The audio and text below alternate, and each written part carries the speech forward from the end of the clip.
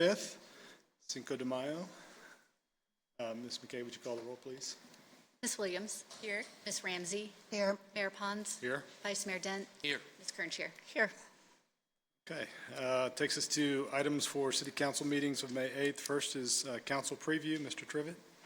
Yes, thank you, Mayor. For the meeting on Thursday, our business meeting, we have the Business Appreciation Award, which will be presented first. Our monthly operating report will be economic development, talking about small business programs. And then the bulk of our agenda will be dedicated to adopting or considering adoption of the budget. And then under new business, consideration and appointment to boards and commissions. Good. Thank you. All right, next is public comment. I do have a number of speakers cards here, and I'll go ahead and call those in as I got them stacked up. First is Dr. Granbuell.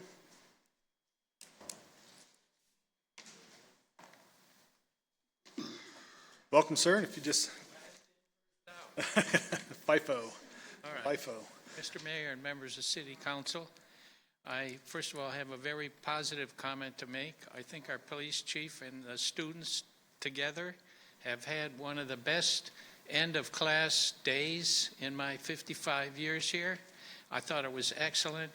They partied in the afternoon. I don't know what happened. They fell asleep for the evening or went out somewhere else. Maybe they went to the college, let's hope, where they had some music and things to keep them occupied. It is wonderful, and it was a wonderful, quiet evening in the neighborhood. All right, so I'm going to read what I wrote about the travel budget and travel expenses. There are lots of things that I think are seriously wrong, but let's just focus on the capstone.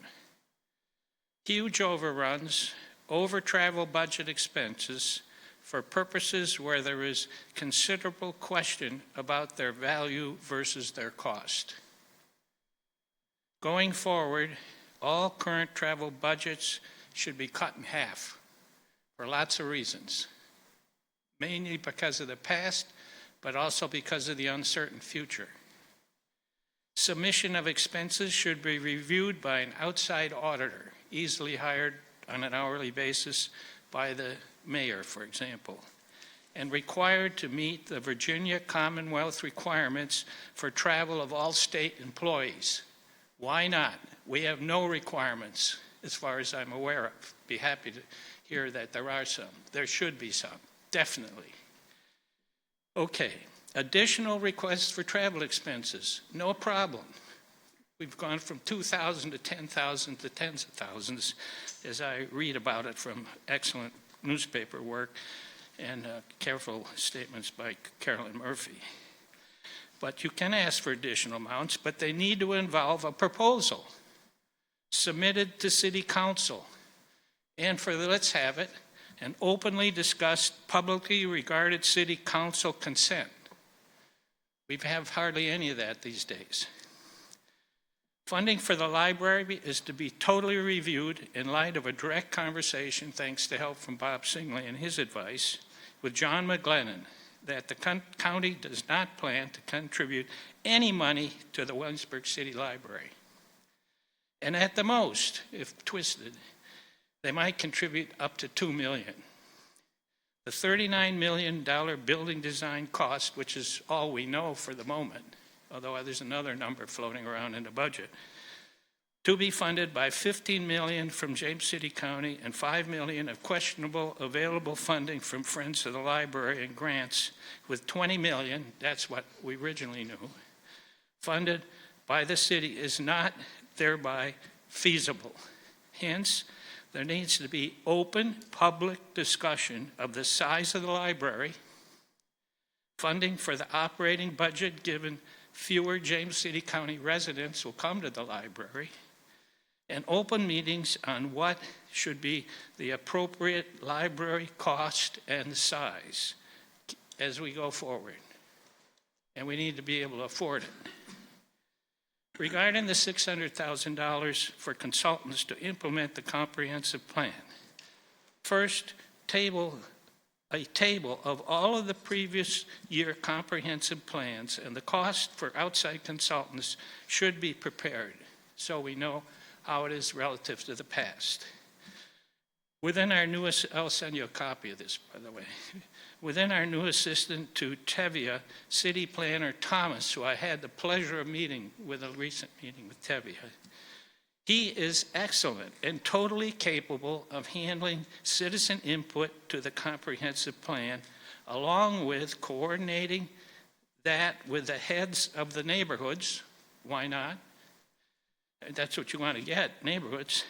And most important of all, with the involvement of our excellent, truly excellent right now, Planning Commission headed by James Boswell. There is no need for additional amount of money as far as I can see, especially based on the past and expert advice from Carolyn, who's been there for years.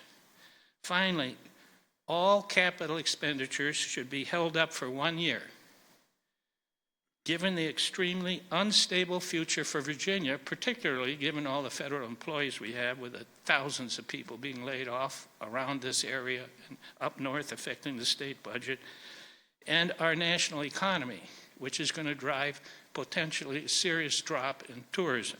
We don't know, but given the unstable future for Virginia and the national economy, the possibility that we cannot even meet the needed income plan based on these reduced additional taxes. I appreciate your cutting it. I appreciate you cut out the wasted $6.5 million for a splash pool. Mr. Granville, you've gone over your time. Okay, yeah, and that's the way it is here. We have 5 minutes, we have no interaction, there's no real citizen impact, we never hear from you. I wrote you all a letter, you never responded yet. There's more to come. Thank you. you. Ms. Kaiser, would you like to come forward?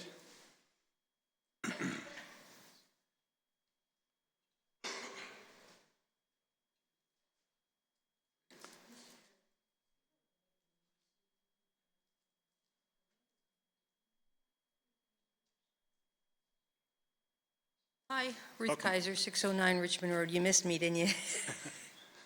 Always. Thank you. First, I'd like to say that I think city government is trying to do a very difficult job right now. After Mayor Pons and I met and spoke over coffee a couple of months ago, I had known that tourism had dropped significantly. Just because I live on Richmond Road, you can see how traffic patterns and foot traffic have changed. I didn't realize that from the late 80s until now, we've lost, you say 40 to 50% of the tourism when it had peaked back then. I didn't realize that tourism had fallen so dramatically. I also was unaware that there were, I think, conflict may be too strong a word, but that there were issues between the counties and the city and how the two counties, York and James City, and the city were trying to share certain social services and social entities like the new library. I am aware of how difficult it is to manage a residential population that is less than half of the William and Mary student population, and how difficult it is to try to keep all of that balanced. That being said, and I am not an economist and I don't do budget reading very well, and I'm actually a little scared of numbers, so I had to look at the information that has been given us over and over again to try and get it into my brain. And I agree with some of what Dr. Cranville said, and that is, I would expect the city to run this entity as I would run my household budget. I really wanted to do some household expansion and some renovations to my house. It's not a good time. We get our wood from Canada and our metal from Asia. Not a good time. Wanted to help send one of my neighbor's kids to college. There's no FAFSA money and no grants or loans that feel dependable and available to them right now. That has to be put on hold. I hope nobody here wants to buy a new car. It doesn't seem like a good time either.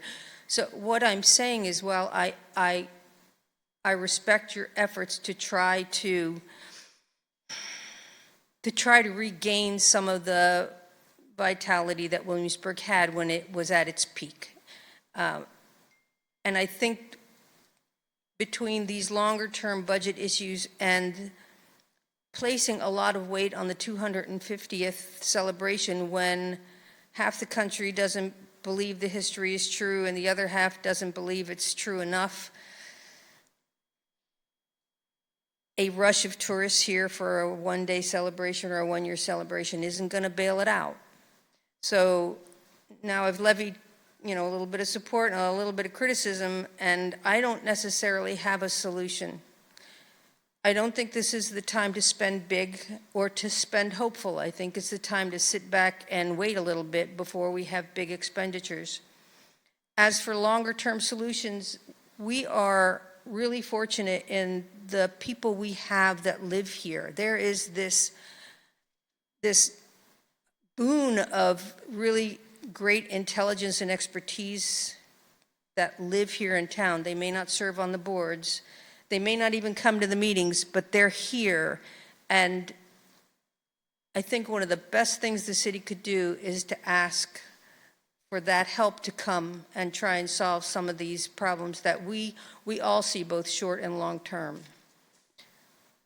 My mom was a librarian, by the way, and I would love to have a new library, but I don't think it's the time. Thanks very much. Thank you, Ms. Kaiser. 30 seconds left.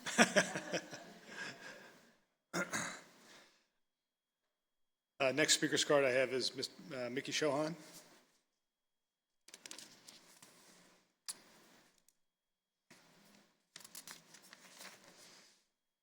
Practice my speech, it should be less than 5. Thank you, Mr. Chauhan. Yeah. Welcome. Hey, thank you. Mickey Chauhan, 129 Berkeley Lane, co-owner of 2nd Street Bistro. My brother and John, I own that. Mayors, members of City Council, thanks for the opportunity to speak before you today. This budget is a little overwhelming by wants versus needs. Restaurateurs in our small community do not receive a memo from corporate offices on what they should or shouldn't do. It's a basic instinct of survival and staying within our means. We are ingrained in our thoughts and processes that we make strong financial decisions that will not burden us beyond the ability to repay our debt. Over the past several years, the city has dug itself into a little bit of a financial hole and a conundrum, and for now the circumstance is survivable but cannot continue at the pace it's on. Any further accumulation of future debt will hamper future city councils from being able to work around those long-term debt issues that we're considering today. It's easy to sit here and complain about the situations, but I'd like to offer some solutions that may help. A couple of simple solutions that would bring the budget more into line. As council members, you need to tell the city manager what you want done, and that's his job to get it done. The city council needs to instruct the city manager to slash from the budget earmarked for unnecessary personnel positions. Our city is composed of 9 square miles, and a good bit of those square miles include Colonial Williamsburg, the College of William & Mary, and a large golf course. Jack Tuttle was the city manager when I served on council. He was the city manager up until 10 years ago. Jack retired from the city where there was 192 employees. There's 42 new positions that have been added in the last 10 years. Last year alone, the city added 21 positions, bringing the grand total of paid employees to the city payroll to 242 people, which is a 22% increase in staffing. Did I mention the city is landlocked by 9 square miles? Every 9 to 10 employees equate to $1 million in the budget, including benefits. Current 9 positions are unfilled. I know which ones of those 9 positions are unfilled, but I'm not here today to detail which one of those are more necessary than others. I do think that we do not have a situation where we have all the right aces in the right places. City Council needs to instruct the city manager not to backfill those 9 places and make adjustments to the overall team. 6 new police electric vehicles, $600,000 is an over expenditure with no frugality exerted. I point to what Dr. Cranbrook had pointed out. Reed Nestor and Carolyn Murphy used to do the comprehensive plan in-house with 192 people. Now we're trying to propose doing it out-of-house for a cost of $300,000 a year for 2 years, $600,000. And that's with the added staff that we have on hand now. The next capital improvement project that is being targeted is replacing the old library and would have a sticker cost of $25 to $30 million. There are 6,000 residents that reside in the city, 4,333 taxable properties. And why are we building a brand new library when only 30% of the local citizenry use the library? The College of William & Mary has their own phenomenal library and resources. James City County is putting up a $50 million library right on the border of the city limits and near the recreation center.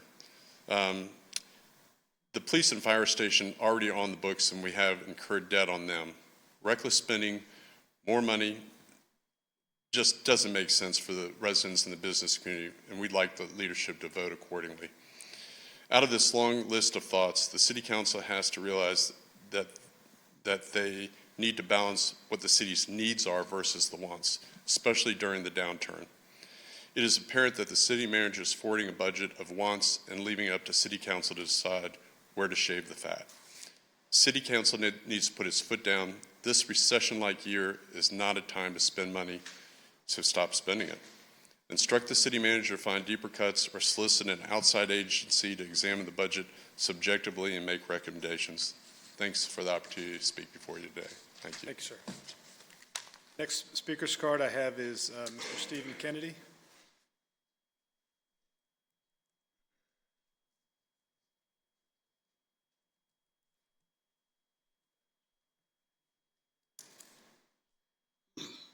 Afternoon, Mr. Mayor. It's a little light on the volume in the back, just FYI. Okay. Here it seems to be okay. Stephen Kennedy, 104 Penn Drive, stockbroker by day. I manage other people's capital for a living. I've done that for 39 years. I manage more capital, several fold of what the budget is you're discussing here of recent times. Elon sends his regards. Thank you for listening. Thank you for laughing. So does Howard Lutnick. I expect to be on their boards here very soon. It's a major trend in this country to see things getting down to the state and local levels. Maybe Williamsburg could learn a thing or two about government efficiency. Basic economics. When's the last time you read it? Has it been in any one of your retreats? Has it been any one of your staff's work days when you're talking about budgets? Still just as cogent today as it was 25 years ago. Are you ready? Hippocratic Oath. You might know that from your medical backgrounds and all your physicians, but here's another one. First, do no harm. Understanding the distinction between systemic causes and intentional causes is one way to do less harm with economic policies that you're setting. You see, it's especially important to do no harm to people who are already in painful economic circumstances. We're in a stagflation environment. The reason I'm pounding the table on this meals tax, this sales tax, you're at a tipping point. It's in your email inbox. Don't tell me it went to your junk folder. It was entitled, "The more you tax something, the less of it you get." Please understand that. There are people in this town that are hurting. There's a business owner in this town who wrote to me today that says, right now, state city sales tax is greater than his net after-tax income. And he's a very successful businessman.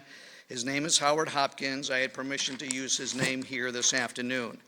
Think about that when you're making policies. You say, come speak to us, make your voices heard. Andy T. Is Andy here in the room today? Andy Trivet? Andy, pleasure meeting you. Have we ever met before? Good, put that on the record. Thank you. It's not personal. He said, he's certain City Council will consider your thoughts as they consider how to proceed. I do not believe that, ladies and gentlemen. If I am wrong, show me how many ideas, suggestions, alternatives, and recommendations you've taken to anybody who's spoken to you year to date. You have their names, you have their addresses, you know the issues they have spoken about. What have you implemented from them? You see, your constituents are really trying to help you out here, and there's a thin line between optimism and eyewash. That would be the courageously leading was Andy T's subtitle of one of his emails to you. I say to you, roll back the meals tax, roll back the lodging tax. You know, Dolly can do it for 1%. Anybody been to Dollywood lately? Pigeon Forge, last time I checked, is a little smaller than Williamsburg, you see. And they're doing just fine. They're not looking to increase. Look at what's going on around you. One of my mentors 39 years ago said, "Think and Grow Rich. You got to read it." I said, "What's the secret?" He said, "It's on the title." Just seems to be the same old government stuff over and over and over and over again. And I challenge every elected member here. I challenge all the unelected bureaucrats in this county and our surroundings that you married to us with the historic triangle, the Sports Authority boondoggle that's coming. Going to come fast, real fast. What happens when you're wrong? What do you do when you're wrong? Will you take the meals tax from 7.5 to 6.5 to 5 to 1? You're all going to be gone from here one day, ladies and gentlemen. That's not a threat for all my law enforcement friends. It's a statement of fact. You're all going to be gone here one day. What do you want to be remembered for? That city founded in 1699. We raised the heck out of our taxes. We put our business people out of business, all for the sake of trying to take care of a spending problem which you created. Look in the mirror, ladies and gentlemen. You're going to be selling a lot more water. Make sure you get that email to your constituents. The more you tax something, less of it you receive. You're selling a lot of water at restaurants in town because people are not buying wine or beer or Arnold Palmer's. Think about that. Cheers. That's on the House. No extra charge. Kennedy out. Thank you, sir. Mr. Bill Dell. Bill Dell?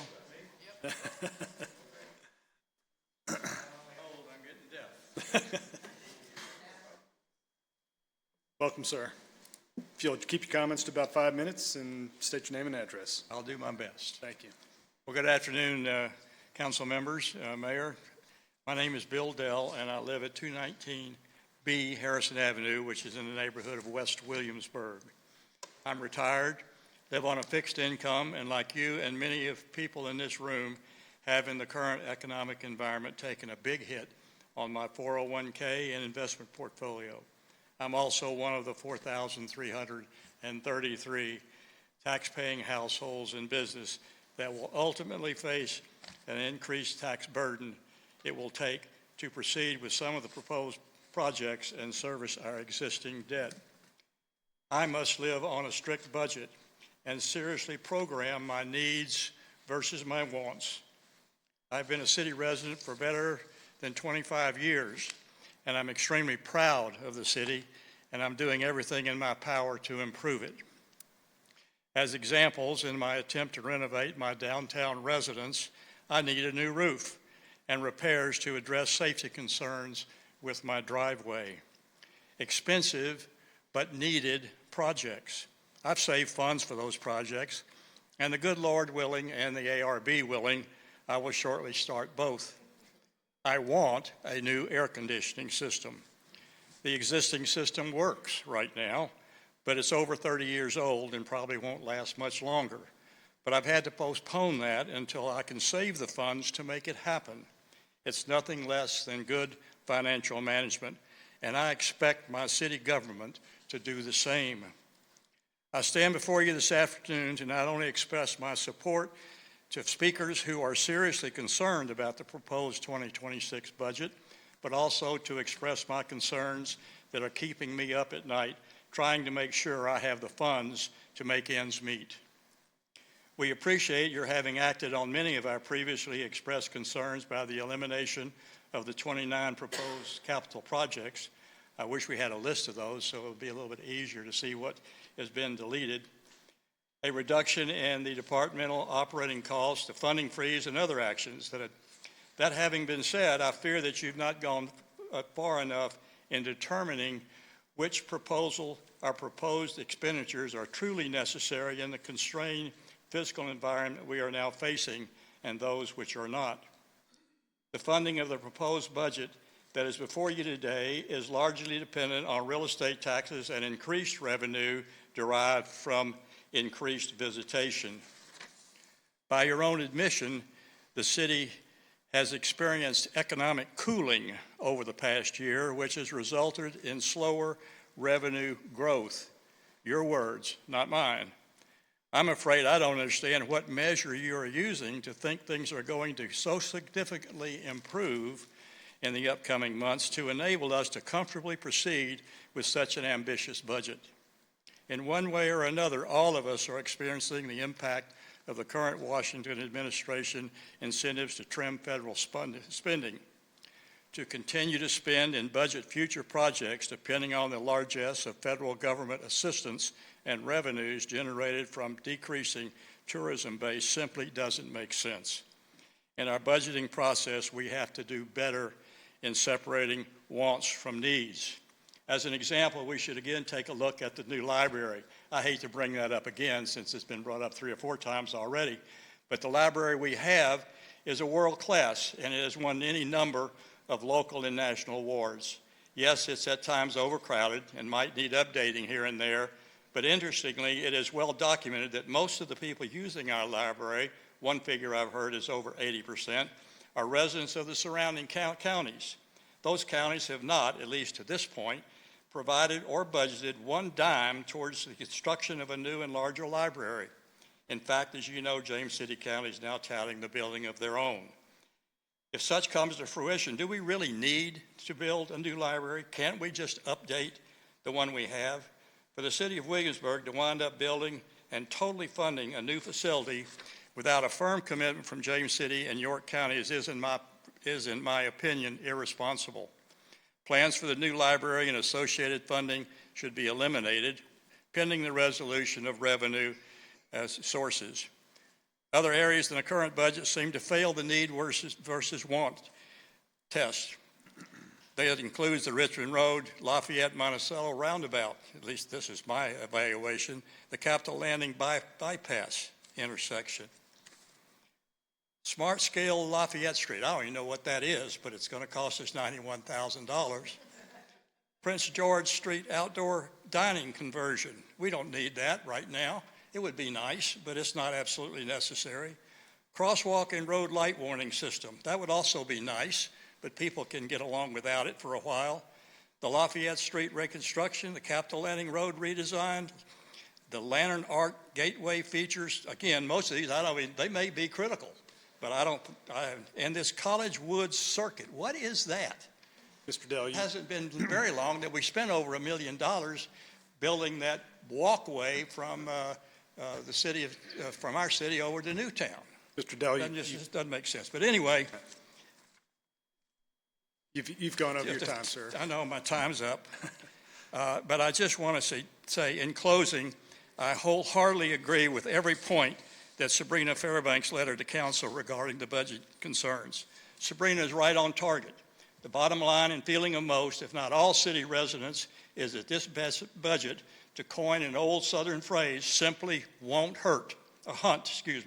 It's time to go back to the drawing board with realistic revenue considerations and a harder look at needs versus wants. Thank you, Mr. Dell. Thank you very much. Next speaker's card I have is Ms. Rosemary Friend.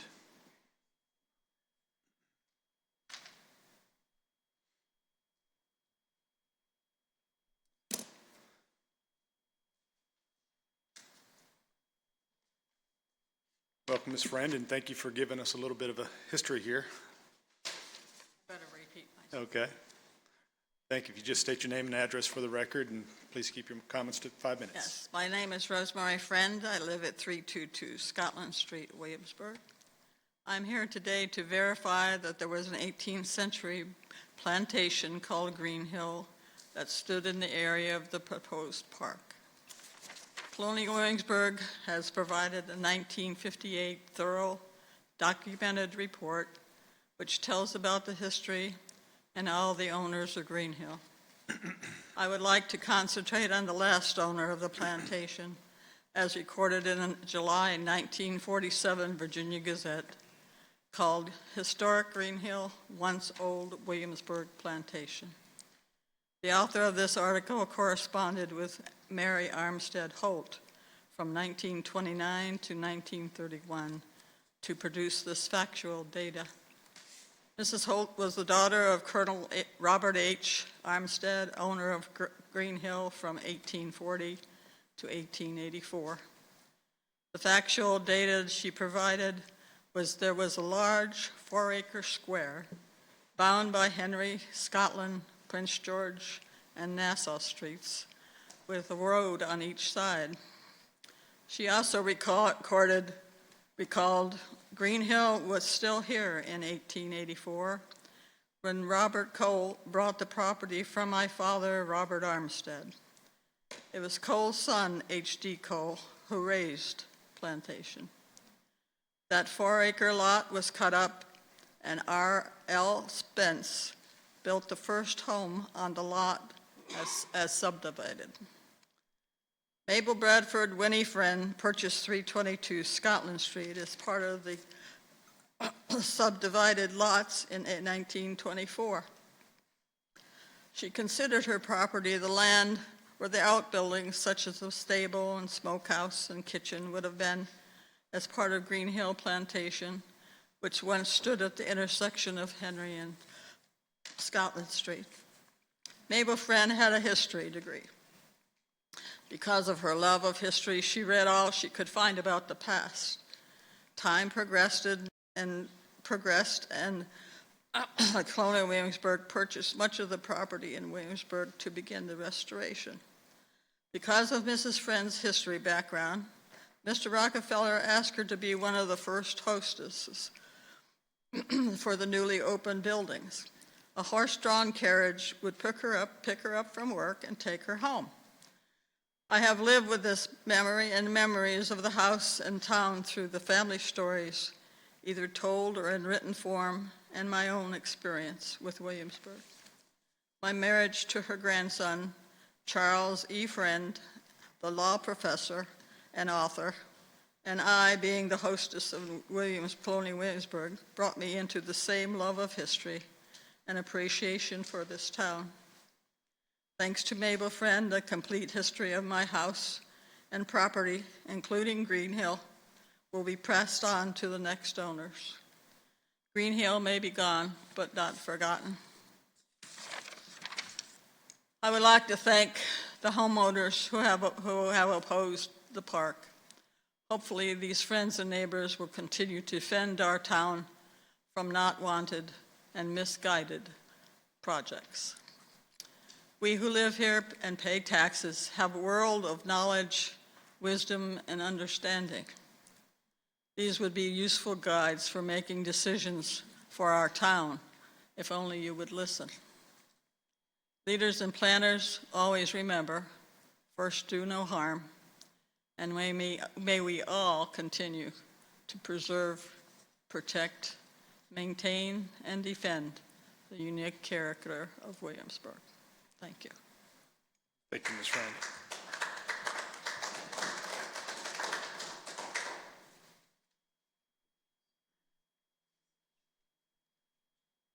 Next speaker's card is Ms. Carolyn Murphy.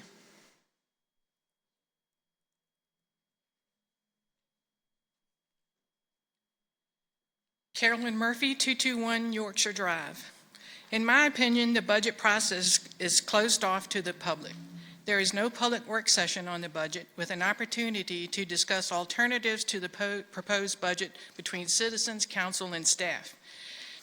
Different budget options are not presented to council. If the organization truly values public participation in what is effectively the most important series of public decisions that occur annually, then the process should be opened up as well. This should improve the product and the public's perception of staff and elected officials. Also, in my opinion, a new library is not needed now since James City County is building their own library at their new complex. Is spending over $26 million on a new library a need or a want? Can't the existing library be renovated at a much lower cost since capacity should not be an issue? One thing to look at other than the cost is the usage. With the construction of a library in James City, the usage by county citizens will drop. With the drop, the usage component of the contract for operating costs will rise for the city because operating costs are based on usage. Again, let's reevaluate the need for a new library. No matter the increase in the budget each year, money is spent. It is clear that since 2022, the spending on capital improvement side has significantly increased from around $11.5 million to over $30 million next year. The general fund has also increased significantly from just under $40 million in 2022 to just under $56 million in next year's budget. Staff consistently touts that a hole exists in the CIP and that the 8-cent increase, which was not approved in 2022, would close that hole in the capital improvement budget. How does that happen when real estate tax rates go to the general fund? Unless there are excess funds in the general fund at the end of the year, money is not transferred to the capital fund. What is evident is that the capital improvement plan has almost tripled from 2022 and that the organization has increased spending on the operating side at the same time. What hasn't been shown in the budget discipline to slow the costs in the operating budget to have additional funds transferred to the capital projects. As an example, 49 employees have been added since 2016, and an incredible expense for such a small town. It is alarming that the manager laments that he cannot add 21 and a half new employees this year at a cost of $1.9 million because of the results of not getting the original 8-cent tax increase, which was reduced to 2 cents in subsequent years. How does a 6-cent increase help the CIP when that is soaked up if you hire new personnel at the cost of $1.9 million? I mention this because next year, council will have to look at additional staff again. But remember, it comes at a cost that does not go away and only increases over time and takes away from the capital budget. If an additional tax rate is warranted, then staff and council needs to be very disciplined to allow the additional funds to be transferred to the capital budget and not spend the money on new general fund expenditures.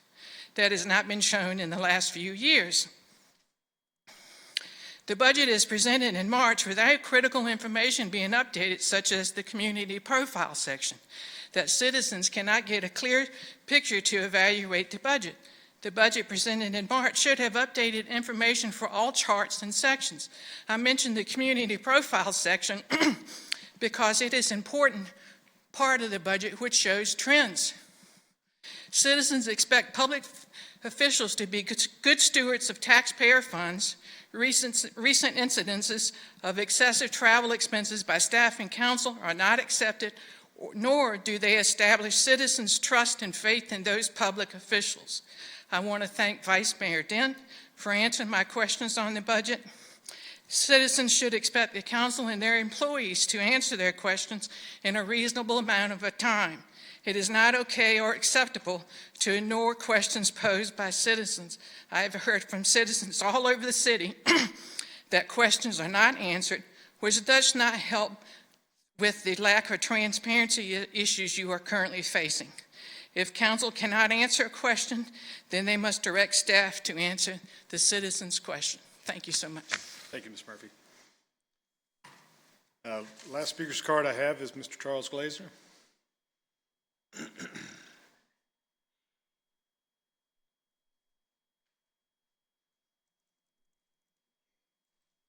Welcome, sir. Just state your name and address for the record, please. Comments about 5 minutes. My name is Charlie Glazner, and I live at 319 South Boundary Street. A good friend of mine, wise friend, told me one time, he said, the problem with money in government is not lack of money, it's allocation of that money. We seem to have both.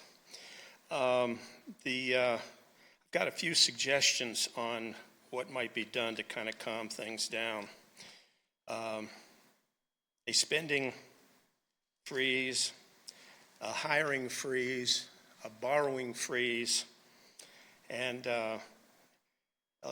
no more hiring of consultants would certainly add to the situation. Savings could also be done from no purchase of any new vehicles, no trucks, no cars, nothing like that. Additionally, paving. When I moved in South Boundary Street, Newport Avenue didn't need to be paving, and they paved it. South Boundary didn't need to be paved, and they paved it. Last year, I went to Mimosa Lane, which was scheduled to be paved, didn't need paving, and they paved it. Stop paving. Let's test drive patching for about 5 years. Lastly, with this water situation, I spoke to this group several months ago about water. It came to my attention that the water in the reservoir came to a point last summer, which would be described by people who know something about water as critical. We have a little drought. People still use water. That can be problematic. I think that the local newspaper could really do a journalistic favor for the citizenry and you all if they studied the situation with the reservoir. There are people that know a lot about it. They could be relied upon to come up with something. Borrowing water, buying water from Newport News, not a good plan, okay?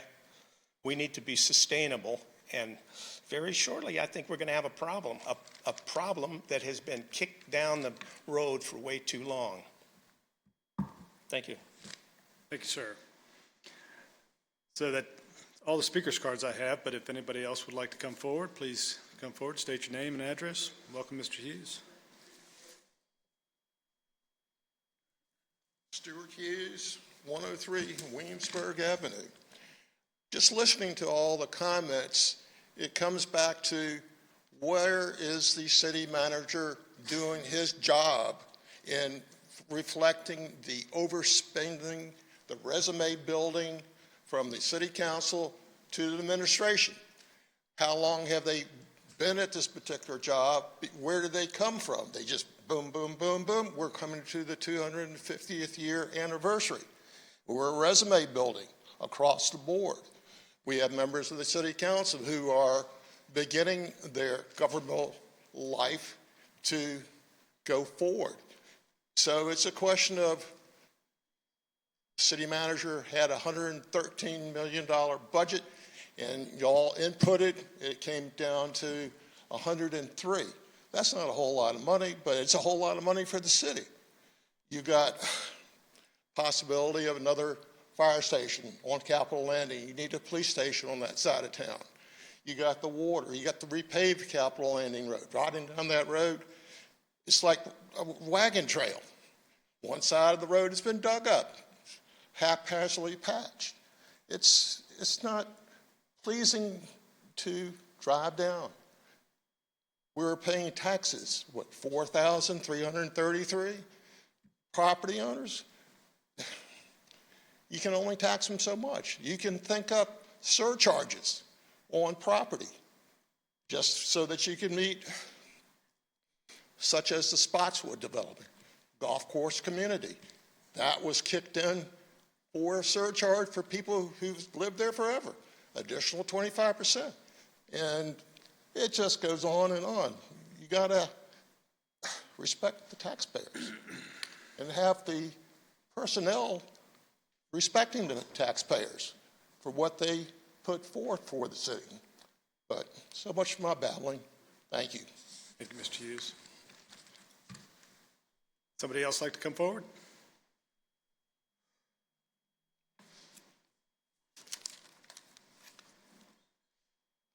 Welcome, Ms. Fairbanks. Just state your name and address for the record, please. Sabrina Fairbanks, 119 Berkeley Lane in Walnut Hills. Thank you for the opportunity to talk today about the budget. As you know from my letter, I thought there were so many line item budget requests that it was overwhelming. So I thought it might be easier for council just to look at each one, and in this economy and with the limited number of taxpayers, to say, do we need this right now for public safety? Do we need this right now to help our crumbling infrastructure, like with water? The big ticket items, even what those might be $100,000, the big ticket items in our operating budget are the city employees. Higher taxes are just going to be inevitable, whether you raise them this year or you raise them next year, because we just can't sustain this kind of number of employees. And my suggestion is that you implement a hiring freeze, and probably get tomatoes thrown at me, but we've been hearing comparisons of our city salary compared to other jurisdictions, but other jurisdictions are working till 5 o'clock. Our employees work until 4:30, so that might be something to look at. While you have a hiring freeze, I think taxpayers would be amenable to spending some money on AI software that would help streamline and figure out where we can make cuts, where we have repetitive jobs, and really figure out what should our head count be for a city this size, and who can we afford. The other thing I want to talk to you about is the capital improvement projects. We are in debt up to our eyeballs, and I think we're at a point now where instead of eliminating these projects from this year's budget and putting them in a future budget, we just need to eliminate them. And this kind of goes along with that, but it's kind of switching gears. For those of you who don't know me, I came here to go to William and Mary Graduate School, got an excellent education in the counseling field, and I was talking to a retired psychologist friend and about these issues, and she said, "This is a classic case of cognitive dissonance." And I said, "You're right. I hadn't thought of it that way." And really what that is when we have conflict within ourselves with competing attitudes and our behavior, and we all experience it, but we're not at home and say, I'm experiencing cognitive dissonance. In marriages, people stay in their marriages for many more years maybe than they should have, because they say, I've invested my heart and soul and so many years into this relationship. Why would I leave now? It happens at work. Employers keep employees because they've worked for them for so long, they've trained them, and, why would I get rid of this employee now after all these years? And my friend and I talked about how it happens in government, and maybe that's a point where we're at too, where we've got these projects that are so expensive, and, are they a good idea? Are they a bad idea? This person in the community thinks they're a good idea. And the way to help with this dissonance is to maybe stop and pivot and say, these capital improvement ideas may have been a good idea in 2017. They may have been a good idea in 2022, but it's not the right time for them now. And if the citizens want them and we can afford them, we can always put them back on the table. Okay? Thanks so much. Thank you, Ms. Fairbanks. I think, Mr. Carr, you were up next. Welcome, sir. Just state your name and address for the record. Bill Carr, 316 Indian Springs.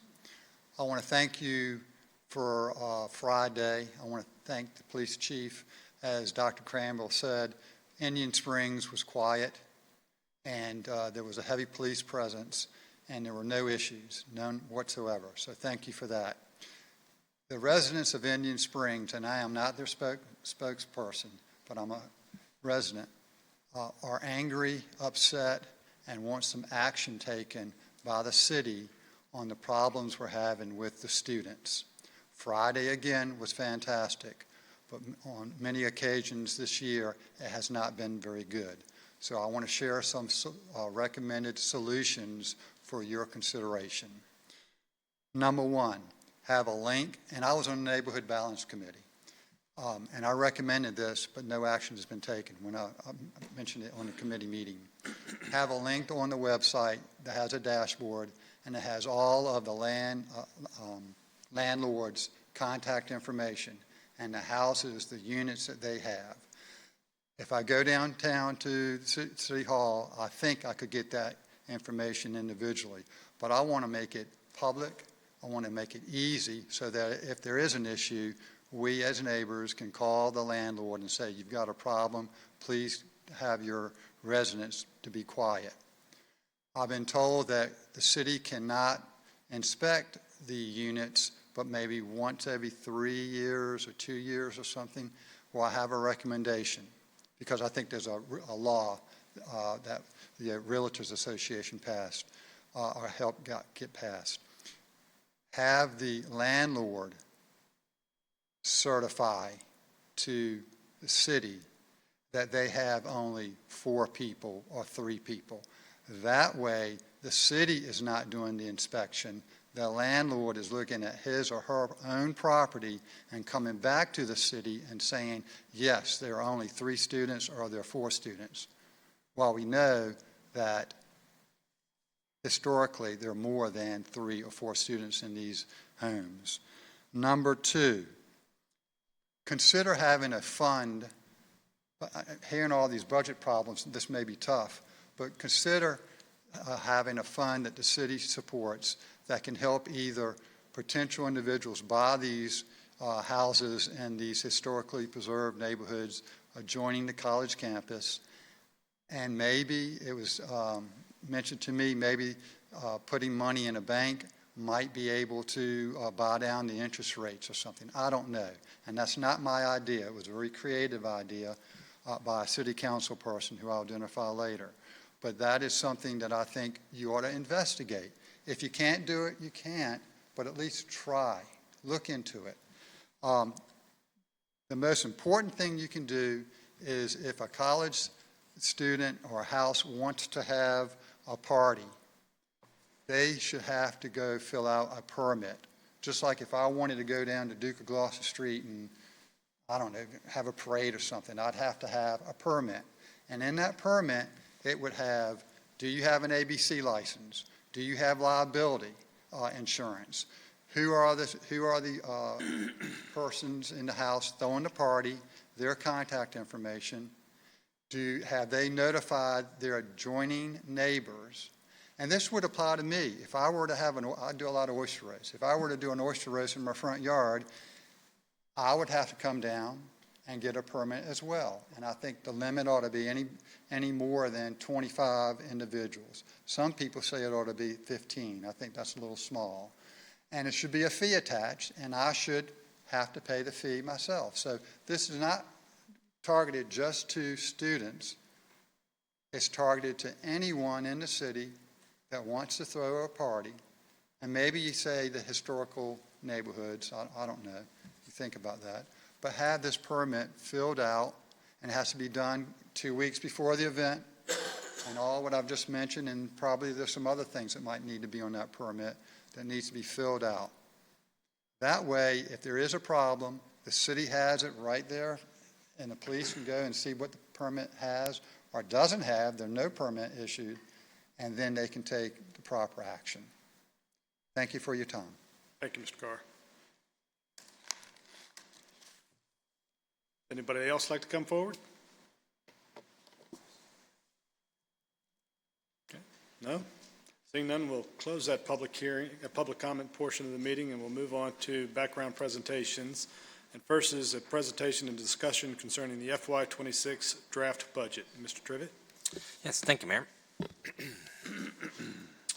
All right, we're going to run through the draft budget as it stands today that reflects the City Council's suggestions so far as we go through the budget process.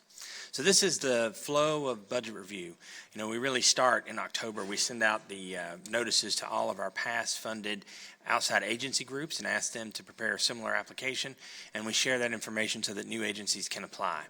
That begins the process of receiving requests. From there, we move into the portion where we take needs from all the departments. I meet with all the departments. We meet with all the constitutional officers. We meet with many of our outside funded agencies and have conversations with them about what they would like to see in the proposed budget relative to the new fiscal year.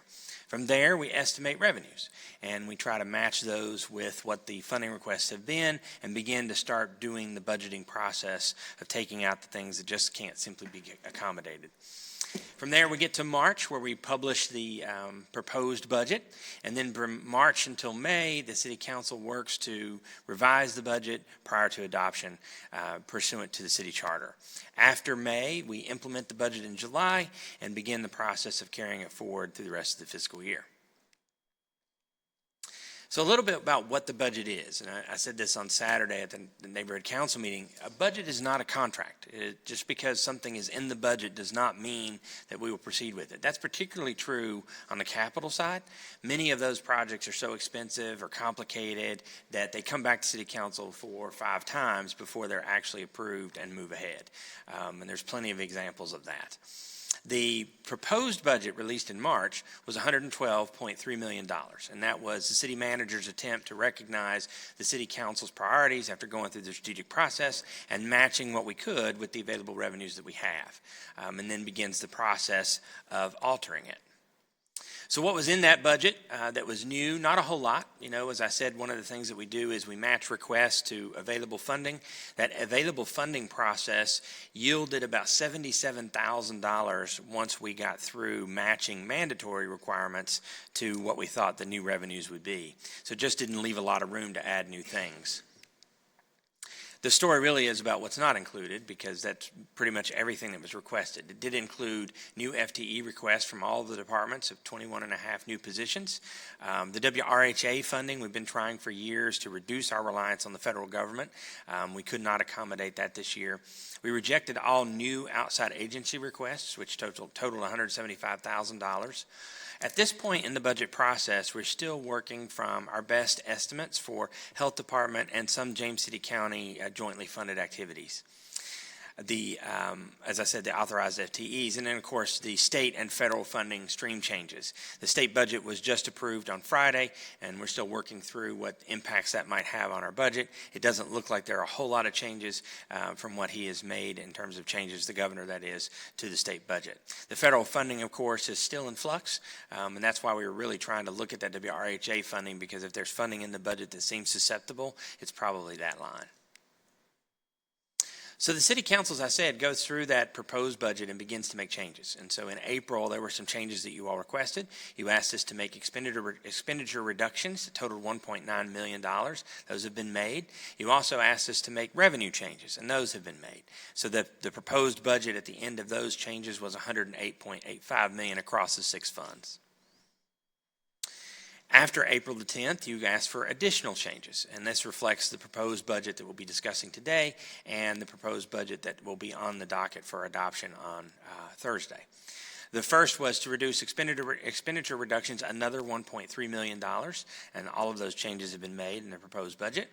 And the same thing for changing the revenue with some additional changes to the proposed admissions tax, which I'll go into in just a minute. And that yielded a new total budget of $103 million across the 6 funds. Real estate assessments, as part of this proposed budget, have increased, but the tax rate has not. So as we go through the year looking at sales in the city and comparing them neighborhood over neighborhood, we get an estimate from our assessor, and he publishes what he expects that revenue to be. This year, the average increase is 4%. The impact of that increase you can see here in 2 different ways. The first is those folks that are paying their taxes to the city through the mortgage, and those folks that are paying it directly to the city twice a year in a bill. And as you can see, the increase of 4% is not a great burden in any of those categories. There are two things that we've been trying to solve in our budget really for years. The first is dealing with needed upgrades in the utility side. And for many years, we've been saying to City Council at the budget retreat that we would be looking at a rate increase at some point to fund those improvements. In 2019, we really thought that would be the year to proceed, and of course COVID happened, and so we did not proceed. So we continued to wait. We really can't wait any longer. We need to begin these improvements, and so the plan is to invest $27.6 million over the next 10 years.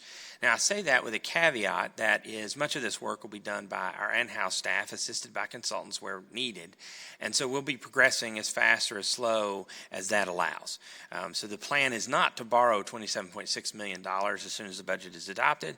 We'll only borrow as we need to make those improvements over that 10-year period. The other one is the CIP structural imbalance, and this is something that we've really been dealing with since I came to the city. For years, the CIP is uniquely funded in Williamsburg. It's funded through sales tax, which is excellent when it works. But on occasion, over the years, the general fund has had to transfer money to the CIP to balance it, and that puts an additional strain on the general fund. So we've been trying to address that. One of the ways that City Council decided to address that was to allocate funding that received during COVID to help push out that need, and it was successful. Unfortunately, we've exhausted those funds now, and we need to address it more long term. And you all have heard me say many times that the CIP issue is not necessarily about this fiscal year, it's about the 5-year plan and making sure that it balances the full 5 years. So how did we meet that challenge? Well, we took a couple of steps. The first thing that we did is we went through the capital budget and eliminated originally about $15.5 million worth of projects. The City Council's changes now reflect $22.8 million in reduction in 34 capital projects, $725,000 in reduced operating expenses, and a $207,000 funding freeze for 9 positions. We also identified one-time funds and how they may assist the problem. So we reassigned $5.5 million in COVID relief funds that are now available to meet the needs at the end of the fiscal year. And then also $1 million in reserve funds have been made available for the same purpose. We've also looked at revenue. As I said, to deal with the utility problem, we proposed a rate increase for utilities that will take the rate up $1.59 per 1,000 gallons in the adjusted water rate. That will produce $1.5 million for the utility costs. That does not go to the general fund. It only goes to the utility fund. On the general fund side of things, a 1.5% increase in mills tax generates $1.2 million, a 2% increase in lodging tax, $635,000, and a proposed admissions tax of 10% with restrictions is $793,000. It's important to note that those 3 proposed taxes won't take effect until the mid-year. So what is an admissions tax? An admissions tax is a tax applied to the price of admission to an event. So if you have to buy a ticket or be admitted to something and you pay a fee for that, the chances are you'd pay an admissions tax on it. At this point, it's proposed to be 10%. It's paid by the patron, not the organization, so it works much the same way as a meals tax or a lodging tax does. And it's applied to the price of the ticket. The state prohibits a tax on university-sponsored events. So that is the one part of this that City Council really gets no discretion over. Then the state gives a whole list of classes of organizations that the City Council can decide to exempt or change the rate for those. And we've talked about a lot of those opportunities. Let's talk a little bit about utility needs. So on the utility needs side of things, this is a graph that shows how our utility rate changed over time beginning in 2000. The part of this graph that's most interesting to me is the fact that we historically were raising rates every year. And then in 2017, we suspended that practice, largely I think because a tax rate increase was proposed, and so they kept the rate the same. And then we never got back into the trend of raising the rate a little bit each year to keep up with the cost of services. And so this year we're proposing a sizable increase of 30% to raising the rate by $1.59. But our recommendation would be that we get back in the habit of an incremental increase every year so that we can avoid that big one-time jump in a future year again. So what does that mean to the user? The water rate increase of $1.59. For the average residential customer, it'll be $6.36 per month. And on the commercial side, $28.62 per month. And as I said, one of the things that we will be doing with the budget is the Public Works Department has done an excellent job of advancing the plan to install new meters across the city, which will allow us to move to monthly billing for utilities. I think that'll be a much more comfortable way for residents to pay the bill. Looking at the regional utility rates, even with the proposed increase, Williamsburg has one of, if not the lowest, potable water rates in the region. There are some places that have lower rates, but they don't do the same level of treatment as the city does, and so it's not really comparable. The other issue, as I said, is balancing the CIP. This chart really shows that fairly easily. Before we add in education and required fund balance or reserves, you can see that the fund actually balances. But then when we add in education projects over the 5-year term and the required reserves, the fund turns upside down. And so this is the problem we've been trying to solve for some time. With these proposed revenue strategies, we're able to deal with that over the term. As you can see, we're balancing every year, not by a huge margin, but enough. And as that money is surplus, it rolls forward to the next fiscal year, which is why we always look at that FY30 balance. That's the year where we really need to pay attention, because we could find ourselves there again if we're not careful with this revenue stream. So as I said earlier, some of the changes that were made include the additional CIP reductions of $6.7 million. But also on the admissions tax side, the council asked us to retool that tax to be capped at the first $10 of taxable value, exempting public school events. Of course, William & Mary is exempted by the state, and then also exempting charitable organizations with less than 2,000 admissions per year. And this budget also includes a 2% dealer discount for meals, lodging, and admissions tax payments. And what that does is it allows us to compensate the collectors of the tax, so the hotels, the restaurateurs, and the organizations offering admissions, for credit card fees that they're collecting as they charge for those tickets and meals and lodging using a credit card. So just to review again, this is the budget process. We are on the precipice of your all's consideration for adopting the budget next Thursday. And certainly we have the opportunity for public comment at that meeting as well. And we're happy to answer any questions. Well, thank you, Drew.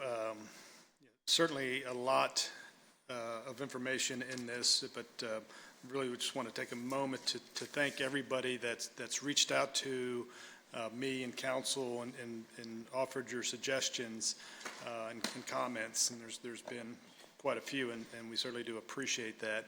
But I also appreciate the work that this council's done. I know I've spent hours with each of you individually on the phone or in person, and you all have been working amongst yourselves as well to make sure that we are meeting the needs of the community.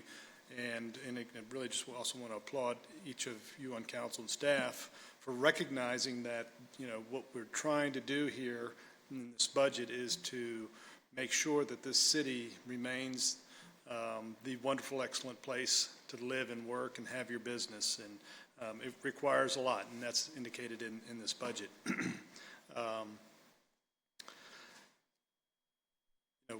Getting down to this $103 million budget required a lot of work, I think, on our part. But it also comes with a great deal of sacrifice for things that have been eliminated or pushed back in the CIP. Bathrooms, tennis courts. I mean, there's a whole list of things that this council has agreed to remove from the capital improvement plan. But all of those things come at a consequence to some, because there are a need for bathrooms and there is a need to refurbish tennis courts. We've pushed back some of the road paving projects. We delayed that a year. There's an impact to that as we travel and hit potholes, and maybe that's fine, but we have to have staff to go back and fill those potholes, and so there's an expense to that. So there's this trade-off, and how big is the city going to get paving, repairing potholes? And so we try to balance all of that out in this. We talked about the CIP and pushing off a lot of those items, big ticket items. I've heard a lot about the library, and the library is in the capital improvement plan, but we've spent, as a community, years talking about the need for a new library based on feedback from the staff there, feedback from the community. There's been surveys done, but things are changing. There's no question. James City County is supposedly planning on building a new library, and that changes how we look at it. Fortunately, it's just in the CIP. We haven't borrowed the money, and a final decision hasn't been made today. And if we approve this budget today with that in the CIP, that decision still needs to be made. And I know that there's going to be a series of meetings coming along soon where the community can provide some new input. We can get additional information from the staff at the library relative to what may happen in the county and how that affects the usage of this building or a future building.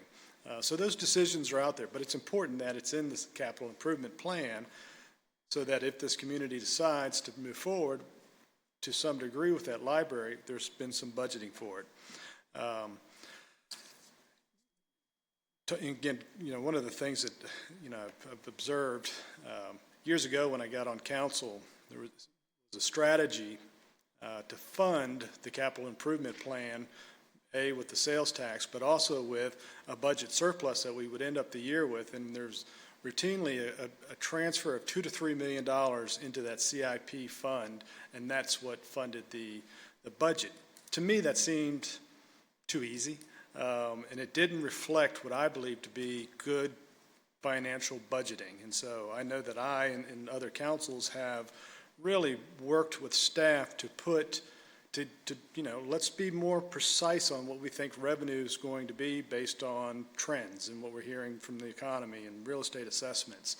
But let's also be more precise on what each of these budget items need to be, not arbitrarily just inflate them so that at the end of the year, expenses came in low and revenue came in high, and we have this $3 million and we're funding the budget. We wanted to be very purposeful with this budget, with budgeting moving forward. And so what the consequences of that is, for example, this year we're only going to end up with $230,000 surplus maybe to transfer.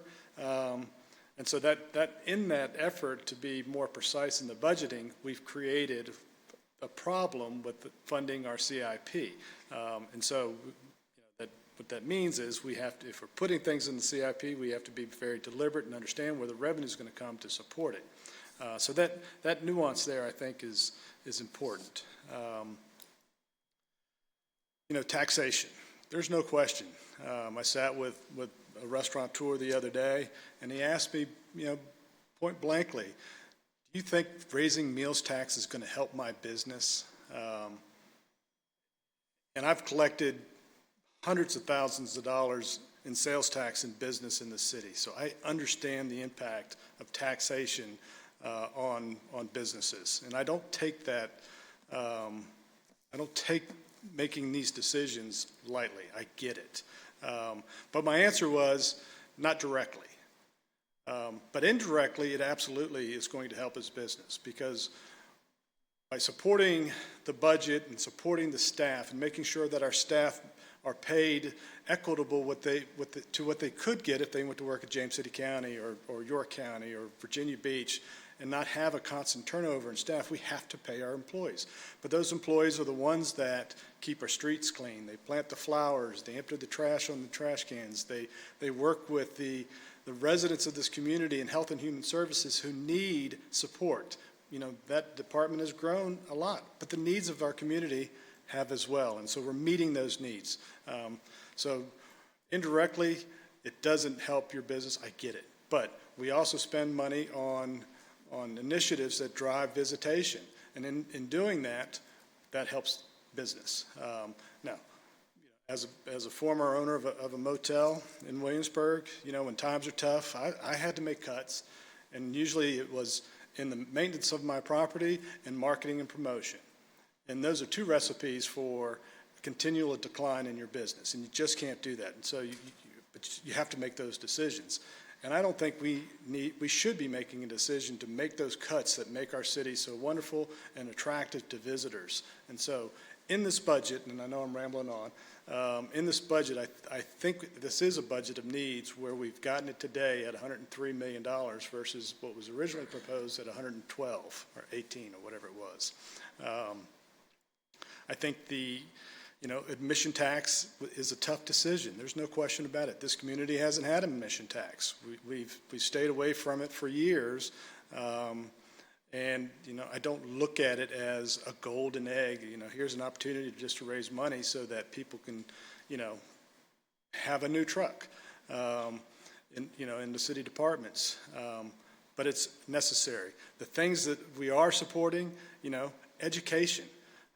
This year's increase in our educational costs recommended from the WJCC School Board and staff is costing us $1.4 million.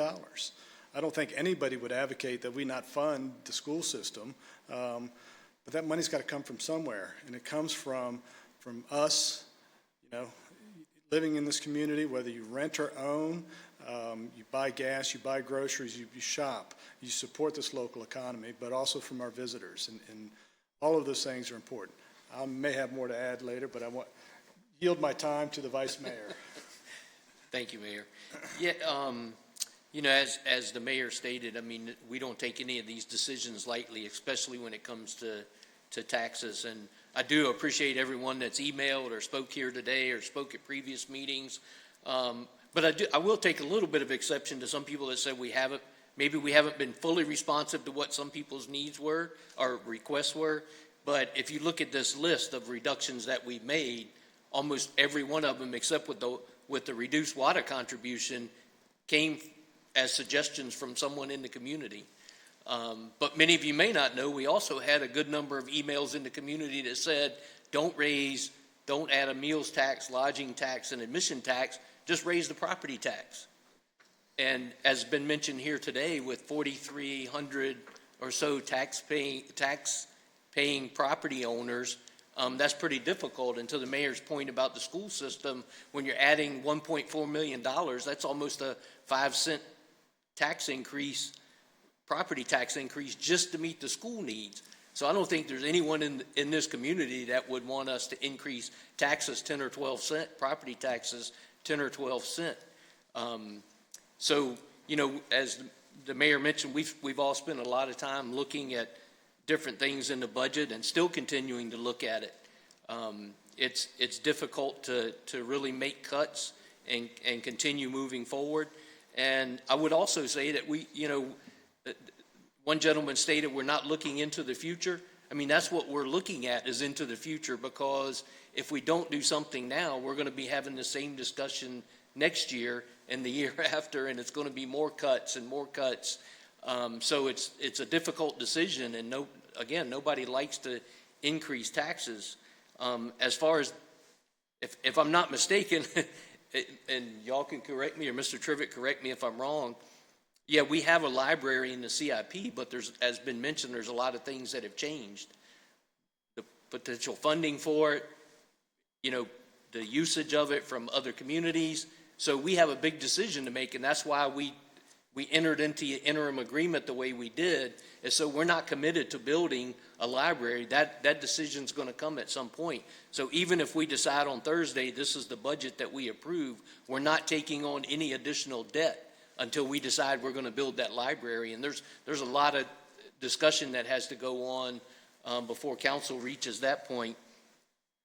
And again, this isn't about just trying to solve the problem for 2026. I asked Mr. Trivett, what if we did nothing? We don't raise any taxes. We make all of these cuts. Again, next year we're going to be right here having the same discussion again, because we're just not seeing the revenues to support the operation of the city or some of the projects. And you can't go into if you really looked at the CIP projects, there's so many projects in there that are funding for equipment or contractual agreements that if you take that out, we're not going to be able to provide any services. So to say that you can just go in there and stop all the spending in the CIP, that's not good financial management as well, and not providing what this community expects and deserves. So there's a lot of tough decisions. If you have additional suggestions, again, for those of you who've offered suggestions, emailed us and given us some potential solutions, it's been helpful as we've looked at the budget. And if you have additional input, please take the opportunity between now and Thursday to provide that to City Council.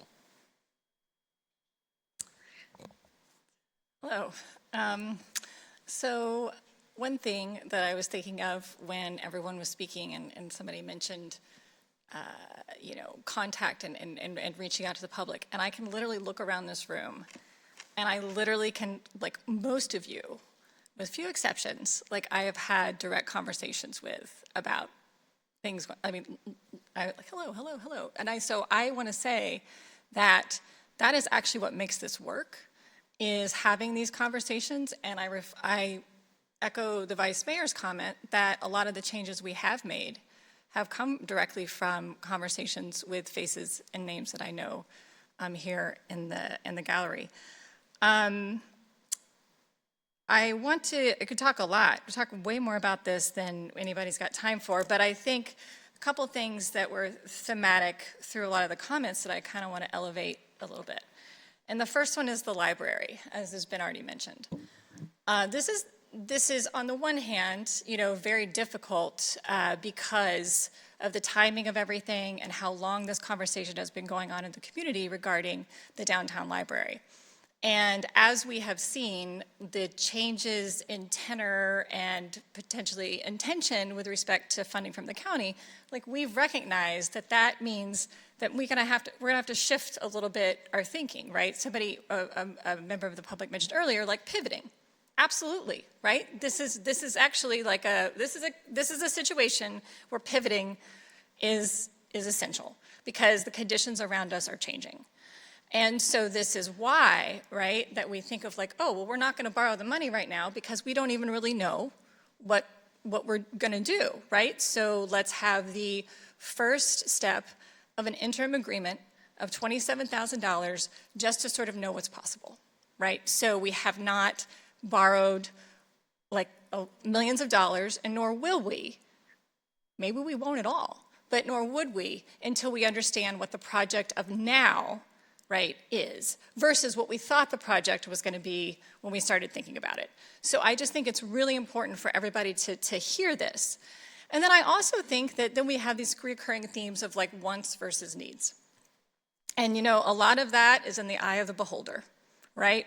What may be a need to me is a want to you, or vice versa. And that's sort of just the nature of living in a community. And I would say that, I'm sure that that many of you have looked into the library, and I hear a lot of like, well, it can just be renovated.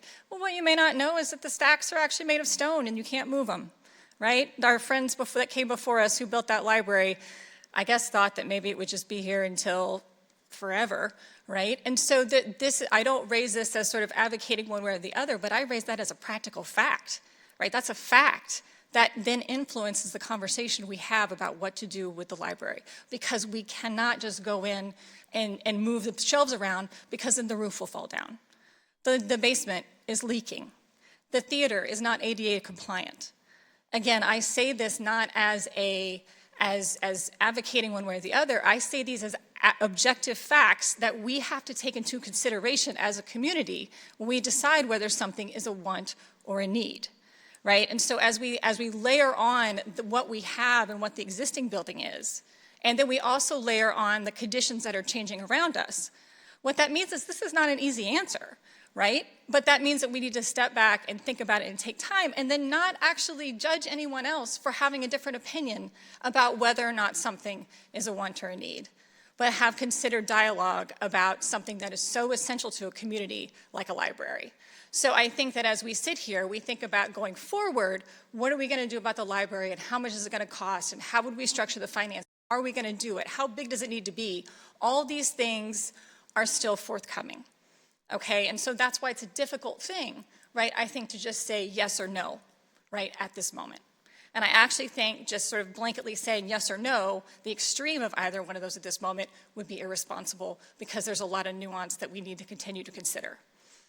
And then another thing that came forward a lot was about personnel in the city. And the mention of the increase in personnel and positions over the last several years. I do know that over the last several years, there have been increase of FTEs. And since 2017, 11 and a half of those positions are from Human Services, 11 in police, and 6 in fire, right? So that's a big chunk of those increases are social services, police, and fire. Is geographically, land-wise, it is small, 9 square miles. But land doesn't need services, right? People need services. And so what we really need to look at is like what benefits are we getting from additional employees? I was thinking about how when folks were standing up and talking and complimenting, and I'm so happy to hear it, like what a great last day of classes we had and how well the police department did. That's probably because I would bet that we have a police department that has more people in it. So guess what? Things are getting better, right? And some of us in this room, maybe none of us in this room, need somebody that works in social services, but there are other people in this town who do. And so how hard is that, right? To sit here and think about what benefit are we getting from additional people in the police department, in the fire department, in social services department, and others. I would say we're probably getting the town that we all expect to live in so that when we call and somebody picks up the phone in the municipal building. When we show up to a municipal building and we go to the window, there's somebody there who actually probably knows our name, right? So these things are difficult, right? They are expensive, but they are important, and they are part of what makes Williamsburg, Williamsburg. So this is where I say, it's easy just to say, let's eliminate positions or not have more. But I say, wait a minute, let's think about what we've done and what is the investment, what return, right, are we getting on that investment? So as we continue to have these conversations about personnel, I would just sort of invite everybody to stop and think, what would it really look like if we had less police department or less fire department or less social services? Okay, so these are all things that we are thinking about as we think about this budget, and this is why it's hard, right? If it was easy, we would have solved this problem a long time ago. And this is all happening, right, in an environment that is super uncertain, right, and unstable. So you throw in what's normal, kind of the run-of-the-mill times, and all of these difficult questions that we may have already, and then you're like, oh, and guess what? Nobody knows what's happening right now or in 20 minutes. Right? So we're aware of that, and so we're being very careful about how we're thinking about what taxes to increase and why are we doing it? What are we planning to get for it? And as the Vice Mayor said, it's not just about solving the problem for today or this year. In fact, I think that would be irresponsible. This is not a Band-Aid kind of budget. Okay, we're trying to think ahead. And so I offer all of this out to say that as we work through these questions and as we have been working through these questions and having conversations with so many of you, it is extremely helpful when you come forward with solutions, when you come forward with ideas, I saw this, what about that? Right? That is extremely helpful. But just know that as we are working through this, on the way here, somebody told me, I'm not even making this up. I was coming through and somebody stopped me to say, I just really want the new library. Right? So we're hearing a lot from a lot of people, right, about what is a need versus what is a want. So I don't have a lot of answers right now, right, other than what has been laid out and what we're considering. But I just wanted you all to know kind of what's in my head and what are my thoughts as we have these conversations and how I'm thinking about the budget that we're looking to vote on Thursday. Ramsey. All right. Well, before the beginning of the meeting, I said to the mayor that I think this is the hardest budget conversation that I've encountered since I've been on city council. And what stands out to me most from where we are now, from where we started, is the word compromise. When we started out, we looked at a document. We had already discussed some things at our budget retreat.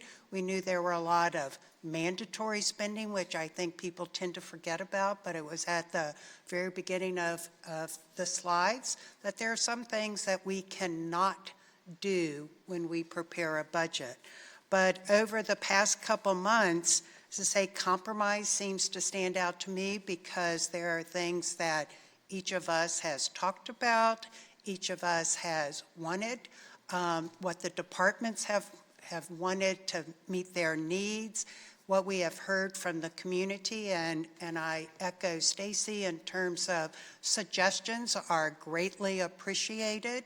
It really helps us know sort of where people are and what's most important to them. And if you do look at the budget, we have compromised by taking out a number of different things. I provided a list to the city manager. I know the vice mayor and Stacy, all of us have provided suggestions as to how to trim the budget, and I think the proof is in the pudding. I also think it's important to realize that not all of us agree on everything too, but we work together to try to put forward what we consider a budget of need that best serves the community at all. We've talked about the admissions tax, what we think it should be, what it shouldn't be. I think the compromise that has been included in terms of a cap of $10 makes it reasonable for people. You think of 10%, but I'm not a mathematician, but if you get over 20%, I mean $20, that 10% is not 10% on you know what I'm saying. If it's 30-some dollars, it actually works out to be, $1 works out to be what, 3%? So we have really tried to compromise and come together with a budget that we feel will not only serve this year, but will carry us forward. We all recognize that tourism has declined over the years for a multitude of reasons, and I think that's one reason that this council and ones before us have been very deliberate in trying to expand what tourism means to Williamsburg, whether it be sports tourism, a holiday market, for Williamsburg Live downtown, whether it means, different kinds of festivals, races, all of those things that bring people to town, increase visitation, and once they're here, they spend money, whether it be for lodging, for food, to purchase things. Only by bringing more people in can we help expand those tourism dollars. And the one thing I will say as a sort of a carry on to what Stacy was talking about, the library, I know a lot of people say, as she said, just to renovate it or expand it. I dare say that anyone at the library will be more than willing to give anyone a tour and show them why the stacks can't be rearranged, what the issues are with accessibility, what the infrastructure issues are, why the library has to close some days because the air conditioning isn't working or other issues. So I think if you do wonder whether we really need a new library, just check with the staff and they'll be sure to give you their top 10 reasons. So thank you. Well, I would like to start off by thanking everyone who came and spoke during this public comment and during the past couple months while we've been in budget season, trying to help us offer solutions and also suggestions of how we should proceed forward with the budget this year. A common theme with this fiscal or this upcoming fiscal year is the need to constrict and to also eliminate things that we would like to see. Earlier, the slides highlighted a lot of the things that we've done in the past couple weeks, a lot of those being from those suggestions that people have shared during these meetings. Some include that were included in the slides, withholding authorizing new personnel positions. I think we withholded 21.5 new ones for this upcoming fiscal year. Also, we eliminated 34 capital projects, and then also made miscellaneous adjustments to our general fund. After the first work session last month, we decreased the budget by 1.9 million, and then we decreased it again after the council meeting by 1.3 million as well. So I say all that to say your feedback is very important, and we're listening, we're taking into consideration a lot of what you've said, and we have 3 days left until we adopt the budget. And those 3 days, as Stacy pointed out, a big discussion left in the capital, our capital projects is the library. We have 3 days to really just talk over, listen to your suggestions as well of how can we proceed forward, taking into account, as Vice Mayor Dent said, the longevity of Williamsburg. So thank you again for all of your suggestions, and we'll see you in 3 days. Thank you, Ms. Williams. So as we sit here with the budget today, with the cuts that have been made and the adjustments to both revenue and expenses, I feel like I'm in a good position to have a presentation on Thursday. That said, I'm still open for discussion, and certainly we will continue to work individually and try to see what we can do. All of this, I hope that you understand that we recognize the challenges of not just our city, but the state and the federal government, and it weighs on us. And but we have to have a quality of life in the city of Williamsburg that has to be maintained. So I don't know if anybody has any other comments. Okay, good. All right. Anything else? No? Thank you. All right. Next is presentation regarding the revised project development agreement with a long-term water supply between the City of Newport News and the City of Williamsburg to June 20th, 2025. Mr. Reed, welcome.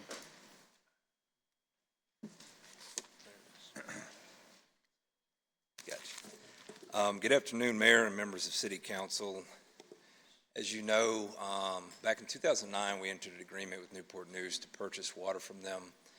The original agreement provided for 2 million gallons of water per day, and that's either untreated or treated water.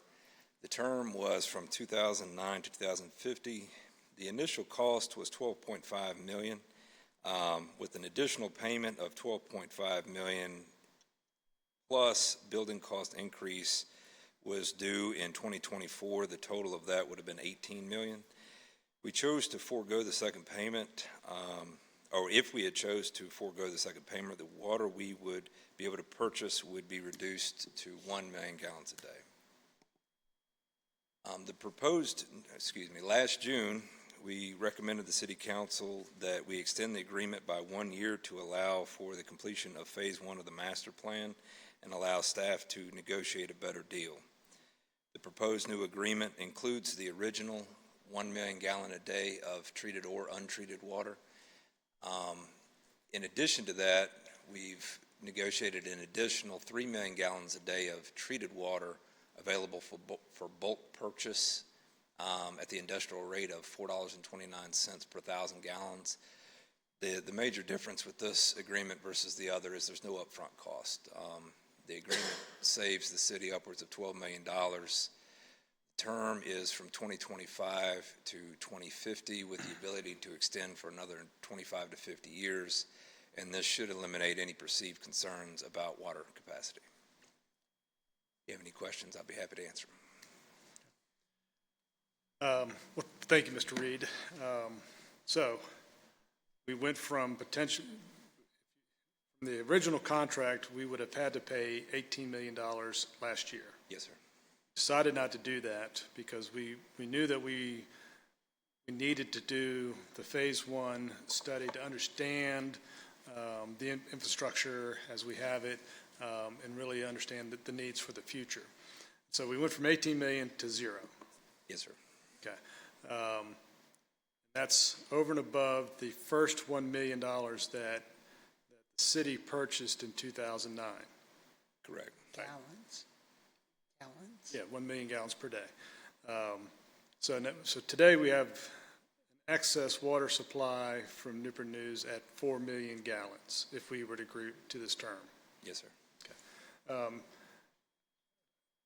I thought we were going to talk about it today, but one of the other parts of the agreement is that some of what land is in the city, if there were to be future development, if it's along the Newport News water line, that they would be customers of Newport News. Is that correct? They could be. Could be. Could be. Okay. So we have that opportunity. So that lessens the potential demand. Yes. Moving forward. Okay. Well, it seems like a great deal, and so,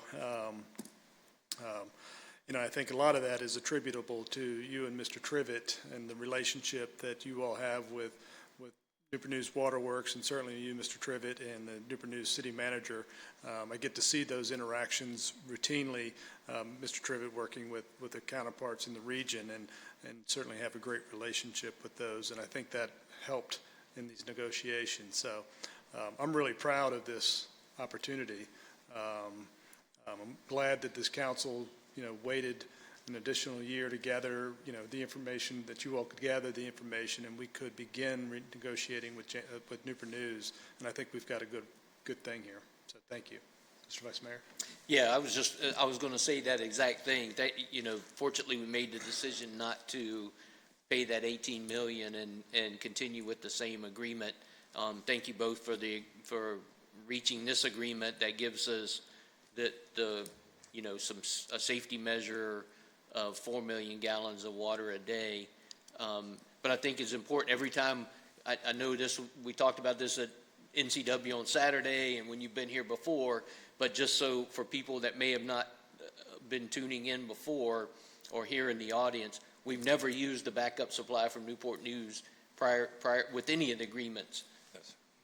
So again, gives us another safety measure at a lot better rate than we would have if we'd gone with the 18 million. I don't think I can say it better, so I'm just not going to. Thanks. Yes, I just want to thank you and Mr. Trivett and everyone involved for working out the negotiations with Newport News. I think it's a little hard to sort of follow the history because it goes back to 2009 and we paid for 1 million gallons, but we had the option to pay for an additional 1 million if we needed it. And the bottom line is we've never used any of it. Is that correct? And what we're negotiating now gives us additional capacity, which we may or may not use, and we only have to pay for it if we use it. And this will extend us out to 2050 with, as I read it here, the option to extend for another 20 and 50 years the same terms that we have. So I think you all did a really good job, and I'm very thankful for the work that's been done on this. Yes, I would like to echo similar comments. Thank you and Mr. Trivett for working out this agreement in regards to our water and really creating a fall safe in the case, God forbid, that we would need the 4 million extra gallons. So thank you for all of your work. Thank you. So I guess we'll hear this again on Thursday to make a decision then. Actually, we won't bring this back until the June meeting. A June meeting, okay, good. All right, any other comments? All right. Thank you, Mr. Reed. Yes, sir. All right, council communications, anybody have anything they want to offer? You had a couple dates, Barbara, the library meeting? Right, I think we have our dates for the library public input sessions. If I remember correctly, from what I've heard, the 15th of May and the 20th of May, perhaps, Mr. Trivett, you could give the particulars on those. I can. I hope I get them right. On the 15th, May the 15th, we will have our first public session. The 2 sessions will be exactly the same, so if you can't come to one, you don't have to come to both of them. The 15th of May will be from 5 until 7:30 in the fire station apparatus bay. And then on the 20th, it will begin at 3 o'clock. And so I think, like I said, the meetings will be exactly the same. They're going to be hosted by the contractor. There'll be stations set up where you can learn about the library and what's proposed, as well as provide input on each topic. So it should be a good opportunity to get some feedback. And Vice Mayor Dent and I heard about this. We came up with the dates and talked about the best dates, times, location at our library evaluation meeting, which I think was just last week. The days tend to go together. What type of how will the message get out to the community? I know we'll use a different variety of medium, but if you could. Absolutely. We're going to put it out every way that we can, obviously. The library, I know, is committed to do the same thing, and the contractor as well. So we're going to do our best to get the public word out there. So I think we'll be doing it both digitally and analog, and so everyone just be on the lookout and tell your friends and neighbors about it. I think I got the time wrong, actually. On the 20th, it starts at 1 o'clock. Oh, right. I think we moved it up because there was a conflict. So 15th and 20th. Any other communications from council? All right, scheduled meetings are presented on the agenda. Everybody can stay in tune to what's happening in the city. And if there's nothing else, we'll move on to open forum, which again is another opportunity for anybody to come forward that would like to speak. Yeah, Mr. Wilson, please. Just state your name and address for the record. Robert Wilson, 22 The Palisades. I hadn't planned to talk today. I had a little surgery on Friday in my throat, but after hearing some of the comments, I kind of feel compelled to say something. Kind of quote a line from The Story of a Patriot. Are we such adultish people to accept that of $100+ million, that we can't find $4 million in cuts to avoid the tax increases that are proposed this year? We've proposed, and I've exchanged a lot of emails and correspondence with other residents, that there's a number of areas that could be cut, and we're not talking about cutting salaries or personnel. But it seems like you've ignored all those comments since April 7th. I haven't heard one additional suggestion that you've accepted that's been presented to you since April 7th that you have recommended changes in the proposed budget. So they're out there. It seems like a lot of us feel that we've given you comments. We've made our voices, tried to make our voices heard. But you continue to resist and feel that you have no option to make any of those changes and continue to resist that, which is unfortunate. With respect to the library and a renovation of the library, I've been in the construction industry most of my career, and renovations of projects like the library are not uncommon. They're done all the time. You temporarily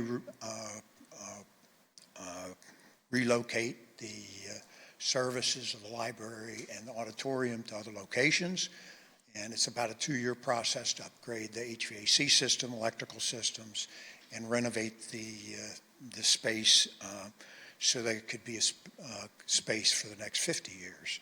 And it's substantially less expensive than tearing down the existing and building a new facility is currently being proposed. You've approved $27,000 to give you a cost estimate for a new library, right? So you're paying to get a cost estimate on a new library facility that at this point is doubtful that will be accepted. It seems like a silly proposition. So I'd ask you to take into consideration the comments that have been made and actually make some real changes in the budget and avoid these regressive tax increases that disproportionately hit lower income people and make it that much more unaffordable for people to live in the city. With respect to the water supply agreement, I think it's a good second step. Good first step was investing in improving the water infrastructure. Addressing the water supply for the future is a good second step. What hasn't been addressed is the fact that when we accept treated water from Newport News, Newport News is advised that their water is contaminated with PFAS. They have not yet put treatment facilities in place that's going to eliminate it, though they intend to do that over the next couple of years. So if we accept Newport News water, our water supplied to residents will be contaminated with PFAS. Accepting treated water is problematic. Jack's going to have to figure out how he segregates the lines, because treated water from Newport News can't be mixed with treated water from the city of Williamsburg, because we use different chlorination methods. So you're going to have to figure that problem out and how you deal with that in the future. But I think it's a good step to secure the water supply as you've done important, and I commend the city for making that next step. So thank you for your attention. Thank you. Speedy recovery. Any other comments? Seeing none, we will close the open forum. We don't believe we have any closed session. We do not. Okay. Is there a motion to adjourn? I move that we adjourn. Second? Second. Thank you. Ms. McKay? Ms. Williams. Aye. Ms. Ramsey. Aye. Mayor Pons. Aye. Vice Mayor Dent. Aye. Ms. Kernshire. Aye. All right.